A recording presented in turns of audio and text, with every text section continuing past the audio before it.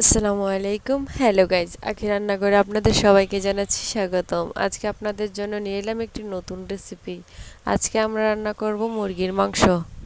মুরগির মাংস রান্নার শুরুতে আমরা আলুগুলো কিছুক্ষণ ভালো করে ভেজে নেব। তারপর আমরা মাংসগুলো ভালোভাবে ভেজে নেব।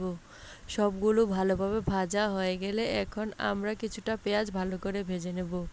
কিছুক্ষণ ভাজা হয়ে গেলে এখন আমরা এর মধ্যে সকল ধরনের বাটা মশলা দিয়ে দেব। বাটা মশলা দিয়ে দেওয়ার পর আমরা এর মধ্যে পরিমাণ মতো লবণ, হলুদ সব কিছু দিয়ে কিছুটা পানি দিয়ে মশলাটা ভালোভাবে কষিয়ে নেব।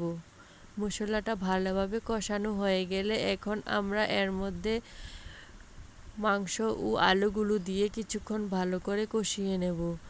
সবগুলো কিছুক্ষণ ভালোভাবে কষানো হয়ে গেলে এখন আমরা এর মধ্যে কিছুটা ঝোল দিয়ে দেব। ঝোল দিয়ে দেওয়ার পর আমরা আরও কিছুক্ষণ মাংসগুলো ভালোভাবে রান্না করে নেব। সবগুলো ভালোভাবে রান্না করলে হয়ে যাবে আমাদের আজকের রেসিপি মুরগির মাংস। দেখুন আমাদের মাংসটা কত সুন্দর ও আকর্ষণীয় লাগছে। আমাদের ভিডিওটি ভালো লাগলে আমাদের পাশে থাকবেন, যাতে আমাদের নতুন নতুন ভিডিও আপলোড দেওয়ার সাথে সাথে আপনারা পেতে পারেন। আসসালামু আলাইকুম, আজকে এতটুকুই। আবার দেখা হবে নতুন কোনো ভিডিওর সাথে।